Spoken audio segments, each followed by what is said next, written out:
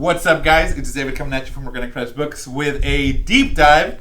We already did a first release, or a first look at this one of the Justice League New 52 Volume 2.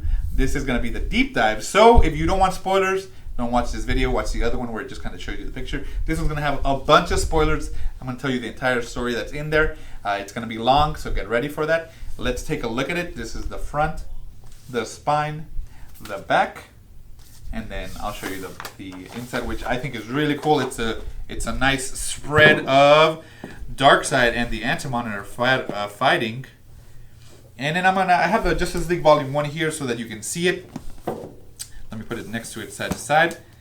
And just to let you guys know, this collects the entire New 52 universe from when it started to when it ends. So this is included in that. So let's jump into it and I'll tell you this whole story.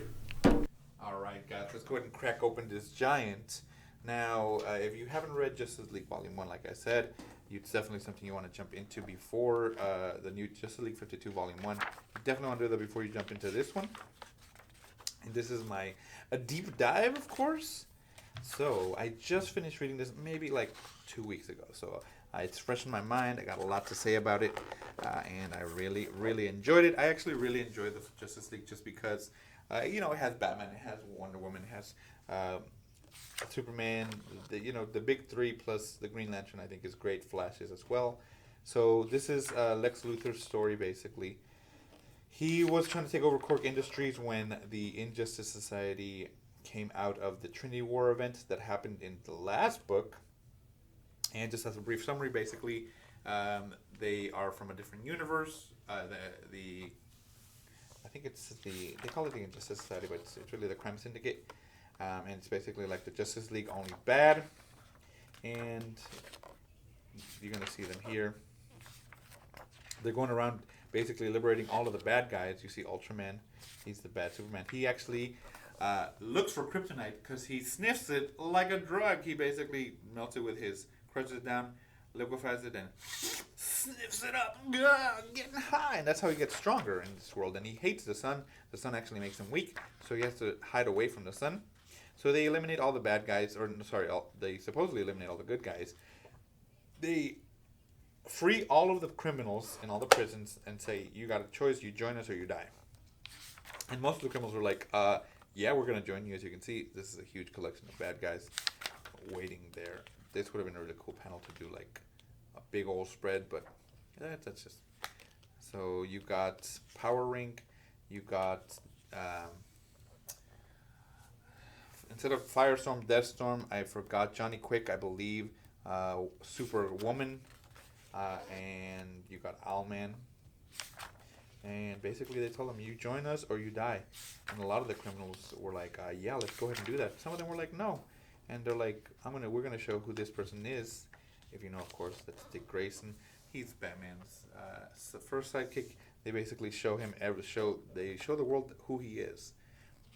License everything, who his parents were, and they show that they can do that to all the superheroes. And then as you see here, he's like, oh, the sun. So he basically goes and moves the moon, the entire moon, Ultraman, to block the sun. So the planet is always in an eternal eclipse, if you want to say it like that. Yeah.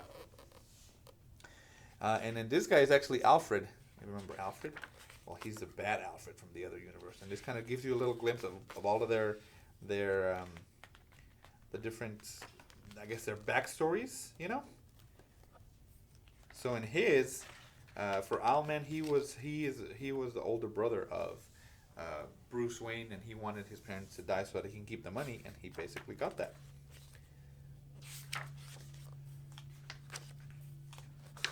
There he goes. He's hunting the Joker. Ultraman. This is the Stranger. I think his name was the Stranger.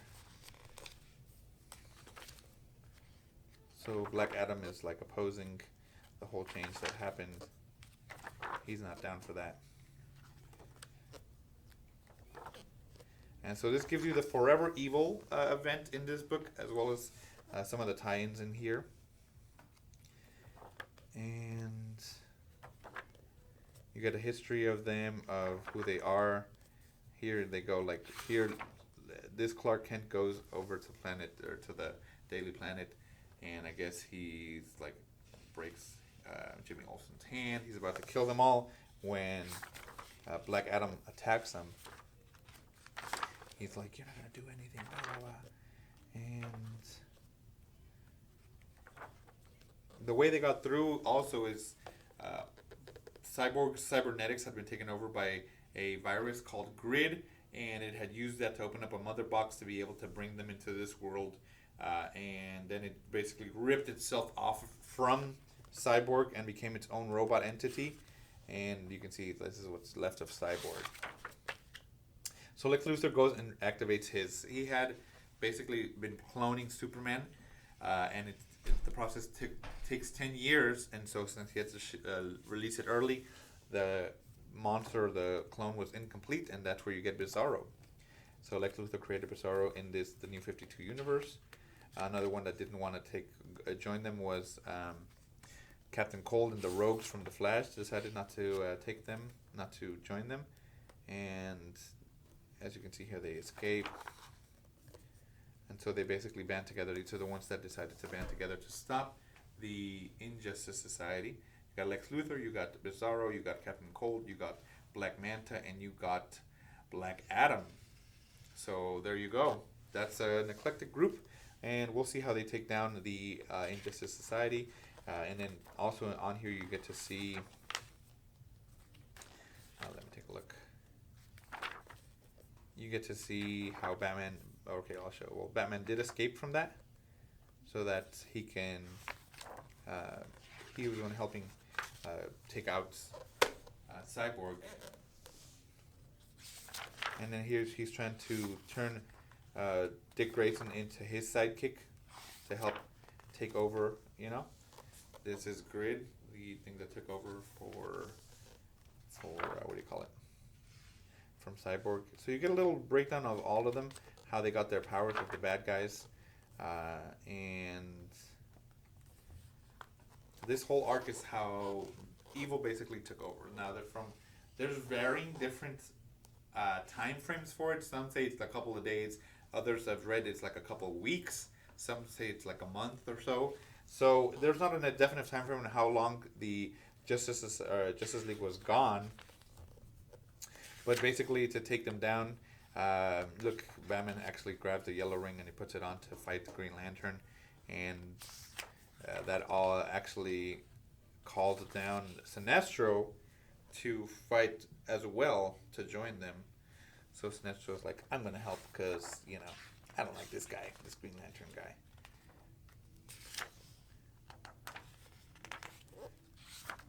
Okay, let me show you. This is crazy. This is him basically killing the older Doom Patrol, and they also have this girl that is basically like the Atom, and she basically goes into their heads and kills them. Oh, bah. Okay, let's take a look.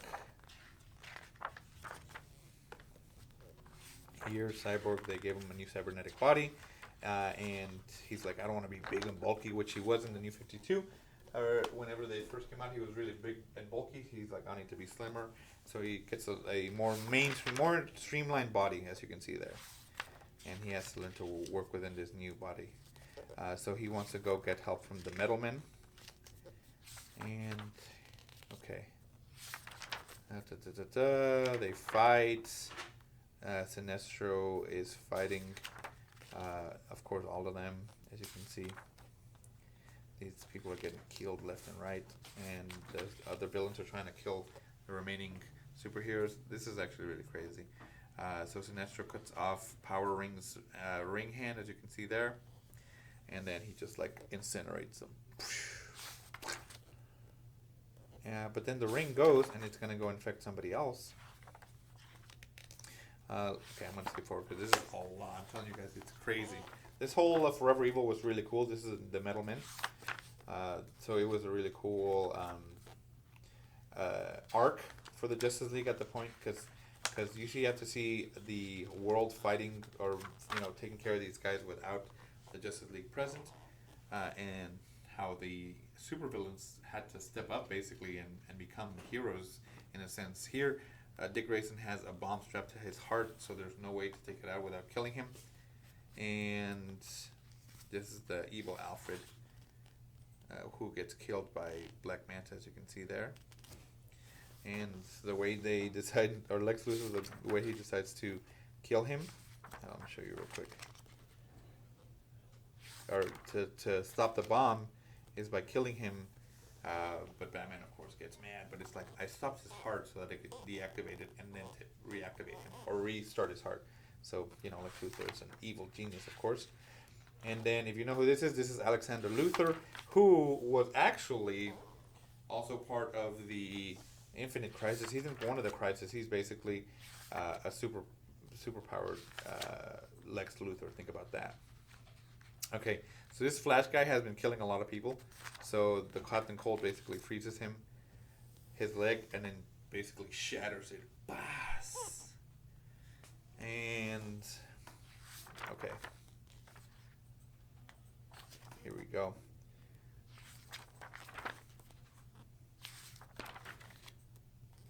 That's when you see Alexander Luthor comes, and he basically can kill these.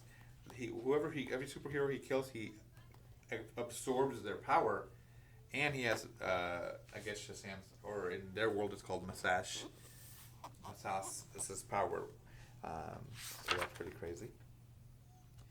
Okay, Metal Man.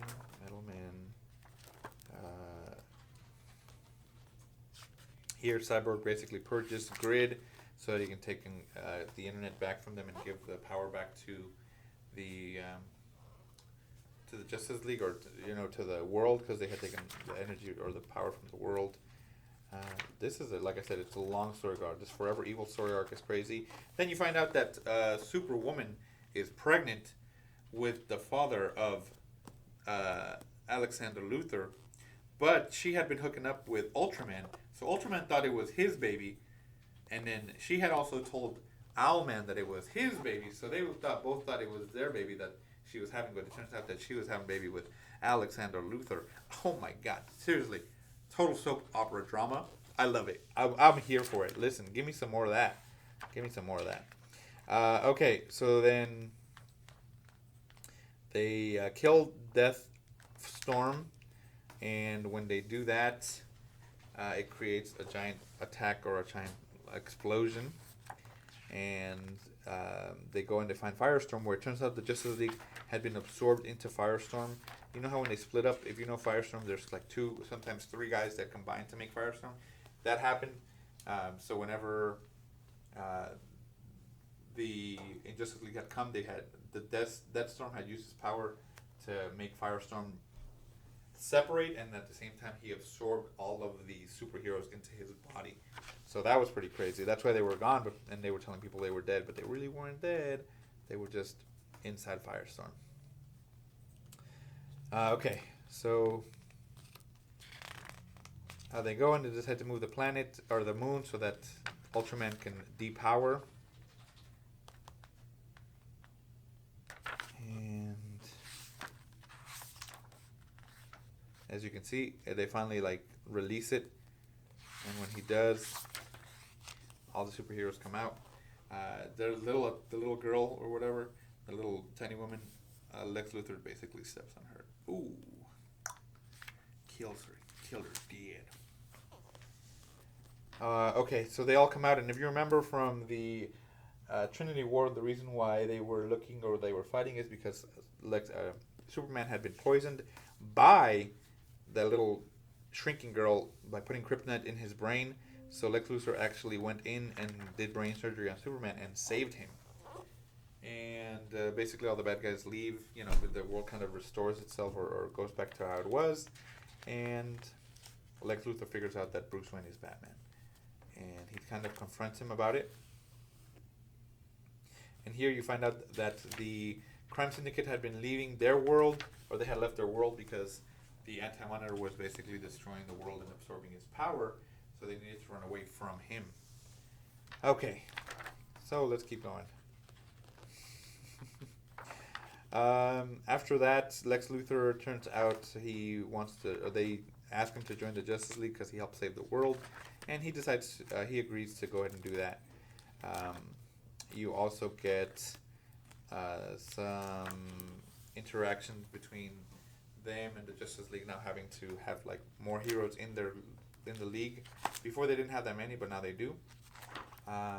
You also get some more information, or a little bit of the story of how everything was going. Lex Luthor is trying to, what is he trying to do? He's trying to save them from who? Oh, from Power Ring Girl. So she got the ring from the evil Green Lantern, basically, but the ring was feeding off of her fear, so they needed to stop her, and she needed to conquer her fear. And the Doom Patrol was trying to get her as well. Batman finally saves her, and they're like, we have somebody who can help you to control that. We're gonna, team you up with the Flash. Here's where Luthor finally joins the Justice League, and he's now part of the Justice League. And then this just tells you about Captain Cold, or here is Flash helping the girl, conquer her fear, and she's right now, her name is Power Ring, but she plays an interesting role later on. Okay. And what happens after this? Okay, yes. So this is the Amazo Virus Arc. So in this one, they're basically checking on Lex Luthor, making sure he's on the up and up, that he's not doing anything evil. They go towards to his, building, and he's showing them everything. He's like, I'm being transparent with you. This is all I have. I have my suit. I have some kryptonite, blah, blah, blah. And then basically this gets released because he gets attacked by somebody, and it's basically a virus that turns normal people into metahumans, and then it kills them. So they basically burn themselves out, and then they die. So the only people who are immune are like Superman, and as you see, infected are Aquaman, Shazam, this guy, I forgot what his name is. This is the guy who tried to kill Lex Luthor, Power Girl, Power Ring, Cyborg, Flash. They're all infected, and Superman's the only one who's not. Everybody else has like masks on, and they have to quarantine, and so they're looking for the patient zero to try to get a virus cure. And then throughout all of this, it's just kind of like they're like, oh, we don't trust Lex Luthor because he had this, but he was like, I have this because I had to try to get countermeasures for Superman just because he's like an alien. And then through all of this, Batman gets infected, and so he gets powers. Usually they're based, from what they found out, they're based from, I guess, out of their kind of like their fear, kind of. So he kind of gets powers from bats using sonar to do that. And they find patient zero, and they're like, we have to, extract blood for him to get a cure. And turns out that he can control all of the people who are infected, including all the superheroes who are infected, but he can't really use their powers very well. So Diana, or Wonder Woman, Superman, and Lex Luthor and Captain Cold have to fight him.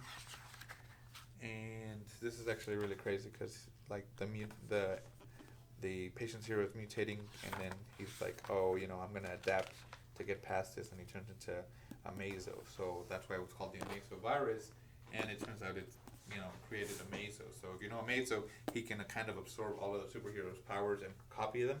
So that's pretty interesting. And then Green Lantern comes back. So he had left earlier, I think in the book, or not this book, but in the New 52 earlier, he had left for something. Something had happened, and he didn't feel like he should have been in the Justice League, so he decides to leave. And here he comes back to try to help Power Girl or Power Ring to take over, to learn to control her power. All right, this is the next arc, which is the Dark Side War arc, and it gives you a prologue for it, and basically the Fates see the fate of this baby that was born at the same time that Wonder Woman was born, and they're like, oh, she's gonna bring the destruction of the universe. You have to kill her, and they're like, no, I'm not gonna kill her. Okay, and then she turns into Grail. She is basically Darkseid's daughter. So that Amazonian had, I don't know how she had, intimate time with Darkseid, but she did. Turns out that they have a daughter named Grail. So that's crazy in itself. All right. A little bit about the different Earths and universes that were destroyed, and then you see how Mobius shows up with the Mobius chair, and he just kind of like watches all the planets or all the different universes and the Earth, and how he convinced Darkseid and Allfather, I think his name is Allfather, to switch, to give each other their kids so that they can always, not have any more war, but that never worked. And then he's like, I was there during the crises, which I believe this is the Infinite Crisis. Let's see. There's when Green Lantern with Parallax, and they had to restart the sun, so he was there for that. For the Flashpoint one, this is the other crisis with Superboy Prime, and okay, this is when they first fought Darkseid, when he had first showed up in the world. And then he goes and he travels over to where that other Anti-Monitor is, in that other world from the crime syndicate. And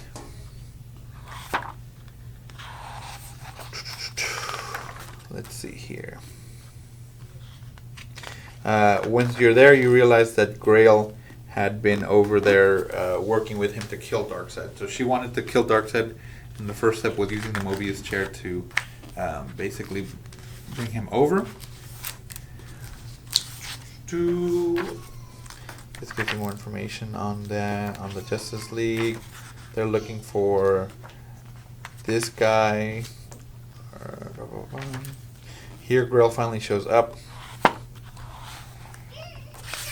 and she basically beats up everybody. She hits Superman, or Batman. She knocks out Shazam. She's actually a really strong fighter. She's an Amazonian mixed with Apocalyptian, or whatever Darkseid is. So she's really strong. She rips off Cyborg's armor, as you can see, and it's kind of like, oh my god. And she's about to kill Shazam. She's about to take him when Wonder Woman shows up. And you realize that there's other people who are working for Darkseid, like Lex Luthor's sister, Lana Luthor. She's also working for Darkseid. And they need the ring to bring over him, because the ring is a remnant of the universe where Anti-Monitor is currently at, so they need it. So she finally grabs the ring and brings it over. And brings him over. And at the same time, let's see. Lex Luthor and Superman get transported over to Apocalypse. Is that what the name of it is? Yeah, I think so. And they're like, we gotta go attack them.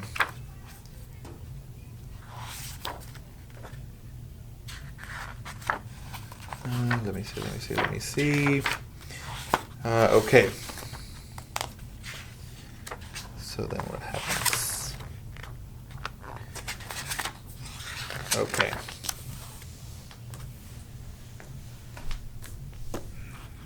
So Mobius shows up, and they're like, how do we stop them? And they're like, the only way to stop them is to take the chair from him, Mobius. And so they do. And he wants to get back to the chair. He's trying to. And Batman's like, no, we have to take control. And he basically sits on the chair. And then Superman becomes, a god in a sense when it sits on the Mobius chair. Okay. Okay, here they are hunting for Superman and Lex Luthor, who are stuck in Apocalypse. And Superman's like, I don't have any powers. I'm bleeding because there's no sunlight. I need sunlight to be strong. And let's take a look. There's a really cool scene here that I need to show you. Whew. Okay. Okay, yeah. So then Darkseid finally shows up on Earth to fight the Anti-Monitor. And as you can see, like, it's a showdown of literal world-destroying supervillains. And so Lex Luthor's like, we need Superman. I need you to get the power up. And he's like, how are you going to do that? They throw him in. He throws him into these pits, which are basically solar pits. And then Superman comes out like this, the negative Superman, which he is super aggressive, super aggressive. Okay, let's keep going. And so they travel back, and then Darkseid and Anti-Monitor are fighting, and they are just going at it. Superman is, of course, super aggressive against Lex Luthor. He's going to try to kill him. Then the Darkseid calls the Black Racer, which he can control to kill anybody. And the Black Racer hits the Anti-Monitor. And then the Anti-Monitor basically what the Anti-Monitor does is he calls the Flash. I don't know how. He bends him to his will, basically, and he throws him at the Black Racer. So the Black Racer is kind of like a concept, but it needs a host, and so it merges with the Flash, and he becomes the Black Flash, I guess. Yeah. And he says the anti-life equation is in my veins. So with that happens, the Black Racer with Flash combined basically kills Darkseid, as you can see there. He's bleeding out. He's dead. My boy is gone. He said, not today. I don't live today. So that's the death of Darkseid. And okay. So see, we hear now, and now everybody's like, Darkseid is dead. As you can see, he has died, and now all of our heroes are basically powered up in different ways. So as you can see that, let me show you. Flash is the god of death, so they all become gods. And I thought this was really cool. That design on him was really cool. Superman becomes the god of strength with that power up in the Apocalypse solar pits. Batman is the god of knowledge.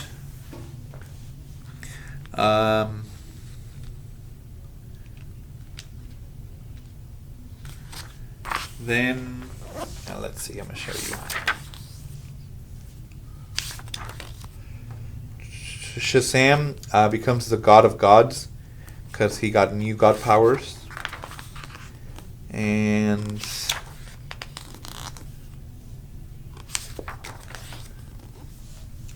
Lex Luthor becomes the god of Apocalypse. He gets thrown into this this thing in Apocalypse to absorb or get all the powers from Lex Luthor or from Darkseid. So he becomes a god of Apocalypse. There you go. All right. So the next couple of chapters just kind of give you a little one issue of what they do with their powers. Each of the different heroes that you saw. So Batman uses it to like stop crime and like figure out some things that he's been wondering about. And one of the things that it tells you, let me take a look, is he asked the chair, who the Joker was, or who killed his parents, and they said Joe Chill, and he's like, I knew that. Then he said, who is the Joker? And he said, oh, it's impossible. And here, it tells you why, and because it said,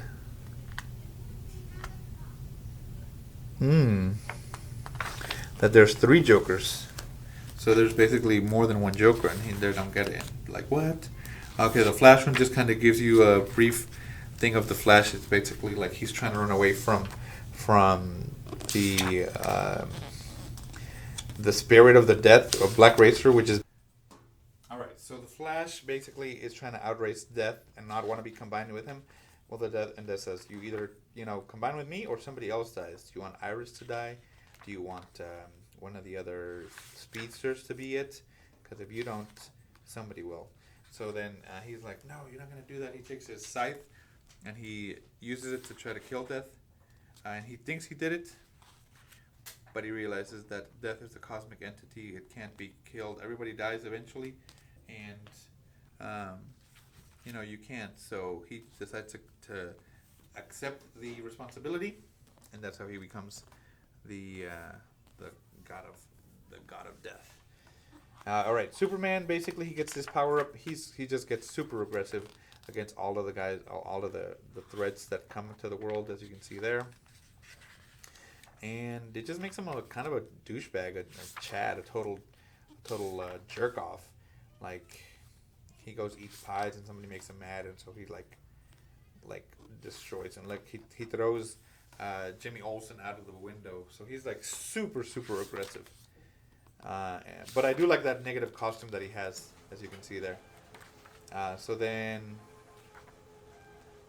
let's see what happens.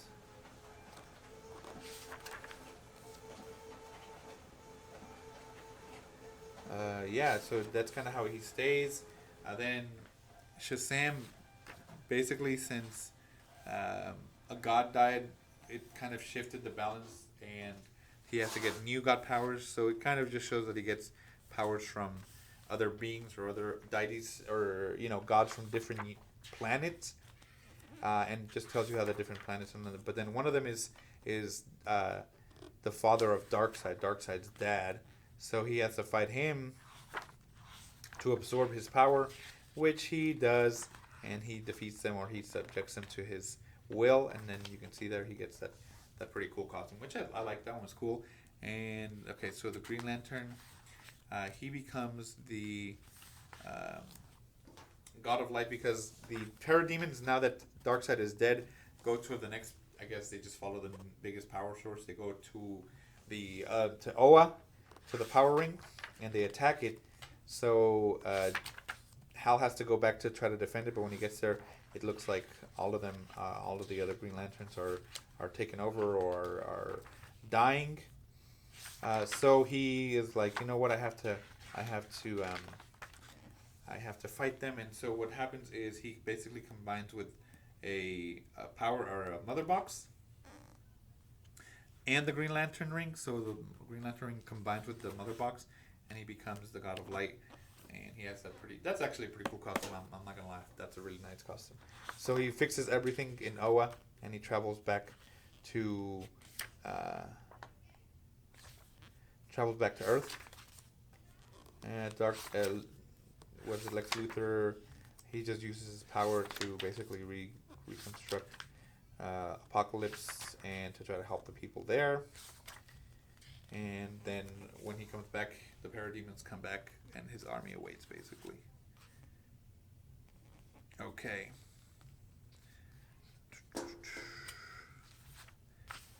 So they have to stop now the Anti-Monitor, who had become turned into this big egg thing. When they go look for him, let's take a look. What happens?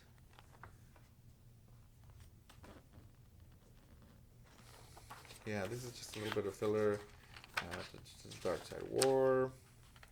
So they have to find out where he is and what's going to happen. Here you go. So he comes back. The Anti-Monitor comes back now as Mobius. So he was the original owner of the chair, and he wants to get his chair back. And then Owlman comes out, and he's like, oh, he basically wants the baby. He wants the baby. And you can see Superman isn't affected by kryptonite anymore there. And they're like, we have to work together to defeat the Anti-Monitor. And Then they're fighting the Anti-Monitor. He has like these shadow like being army kind of thing. The Green Lanterns come to help, and he of course is killing them left and right. And Superman uses all of his power ups, or uses all of his powers to, hurt the Anti-Monitor. Oh no, Ultraman. This is Ultraman. So Ultraman and Superman are fighting the Anti-Monitor, and basically Ultraman gets killed by the Anti-Monitor or by Mobius. Then Lex Luthor shows up, and he's fighting them. Here, the Power Girl has to, figure out the power of the ring, how to unlock it, and you get a little backstory on Grail, which is Darkseid's daughter. And she gives the power of the anti-life equation to Wonder Woman's guy. The guy from the movie. She gives him the power, so they're going to use him as a bomb to destroy the universe.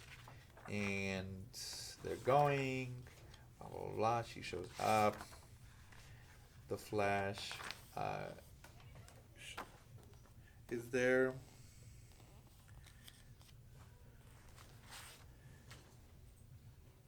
And yeah, this guy, the anti-life equation guy, uses his powers to kill Mobius, kill Mobius, as you can see there. Trevor, his name is Trevor, that's right, Steve Trevor. And so he kills the Anti-Monitor. And so now they have to fight him because, Darkseid is dead, this guy's dead. And Grail is now trying to take control over everything.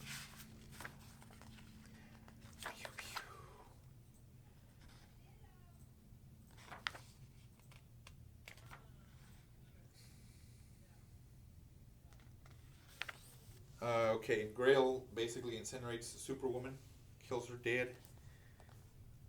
But the powers get absorbed by the baby, so the baby becomes the Shazam kind of thing. And the Black Racer gets separated. Oh, they use that to separate the Black Racer and Flash. So then the Black Racer is after Flash to kill him now. They're running around.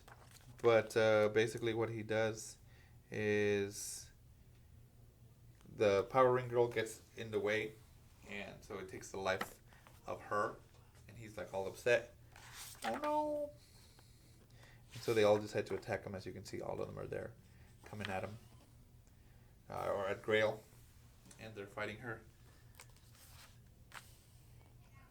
And basically what happens is that baby that had been born, it used the powers of Shazam, or backwards Shazam, to become Darkseid again, but it's the new Darkseid, I guess. It obeys her. So then what happens?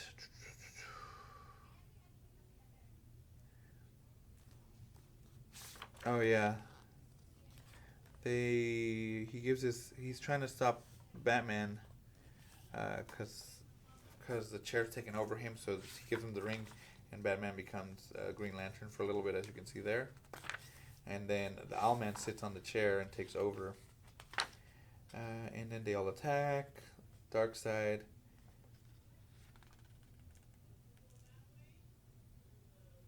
And basically Grail's mother, which is this chick with the cool tattoo on the face, has her use her laser beam eyes on him, but it also goes through Darkseid, and he dies. He explodes, and then turns out the girl didn't die. She had killed the entity that was in there, but the rings, it finds her worthy of being an inheritor, and so she gets the ring, and she becomes a Green Lantern. Woo!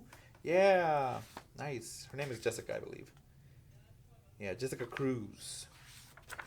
Okay, so then it's kind of an aftermath. It looks like the baby is back, or she had a baby, and it's Darkseid again, I guess. She's like, I'm going to raise you right. Then Lex Luthor becomes like the god of apocalypse, and he has like the Superman suit, which is pretty funny. Batman is over here trying to figure out why there's 3 Earths, and then Mobius, Mobius is trying to get the chair back from Owlman, and then something happens and they get incinerated, both of them. Ooh, what happened? What happened? And then this directly leads into the Rebirth event, which I'm just going to go over real quick. The Rebirth, you see Wally West in captions talking. He's trying to get back to this universe. He said, something's happened. Nobody remembers me. Our time was taken. We need to figure out what happened. So he just goes to him trying to get different heroes to remember him, but nobody does. He goes to Bruce Wayne. He goes to, it kind of gives you a brief history of what happened to him. He's like, somebody manipulated the flashpoint that happened with Flash when he did that whole other universe. Somebody was manipulating that. We need to figure out, we need to stop them. So he goes to this character from the Legion of Superheroes. He tries to find Ray Palmer, but that person doesn't remember them either. You get a little bit of the backstory of these characters. It looks like Superman died, but there's another Superman, so that's also a mystery, which gets explained later on. Aquaman gets married. Oh, he proposes. Oh, how cute. The Flash finally meets up with Linda. He's like, you're my love. You're going to remember me. You're the only way that will connect me. But she's like, no, get away from me. So he's like, no, I'm going to die. So he's like, I only have one more shot. I have to head over to Barry Allen. And he's like, Barry, do you remember me? And Barry Allen's like, no. And he's like, oh, well, I was just saying bye. I've been trying to get people to remember me, but nobody will, so I'm going to die. And so he's like, thank you for an amazing life. And as he's like fading away, the Flash reaches out and grabs him by the arm, and it brings him back, and it brings back all of the memories to Barry Allen. He's like, you're Wally West. I remember everything. I remember, the entire other universe, what happened. And they're like, we're going to have to find out because somebody manipulated. And then at the end, you see Batman get this, find this in the Batcave, which, if you are any sort of any sort of comic book fan, that is the symbol of the Watchmen. So this directly led into the rebirth of the DC universe, as well as the introduction of the Watchmen universe into DC, and they became canon as well as a part of the main universe. So that's really, really cool because that's also part of the Watchmen. So that is the Rebirth event, and it goes down, the clock is ticking across the DC universe, and it shows this one. So that's basically, it gave you the first issue of the Rebirth and set it up for the next event, or the next universe-shattering, multiverse-shattering event that'll happen with DC. And then these are the different covers that you get, which are really cool. You get a lot of the Forever Evil ones. You get a lot of these spreads, because there has been a lot of fighting. I think I covered this already in the first look, so definitely take a look at that. I'm just going through it real quick. This one is really funny because it's the Magic Mike one.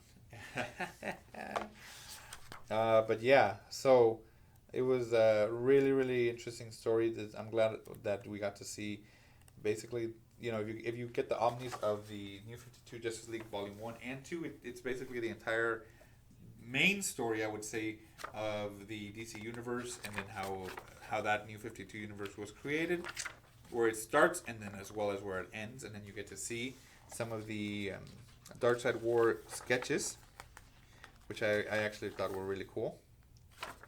So there's God of Light Green Lantern, God of God Shazam, God of Death Flash, God of Strength Superman, and then you of course get just character designs by, this one was by Greg Capullo, which is so cool. I really like Greg Capullo's style. Alright guys, so there you go. That is my deep dive on the Justice League 52 Volume 2 Omnibus. Definitely get yours at Organic Price Books. Get Volume 1 as well so you can get the whole collection, guys. And I will see you in the next one.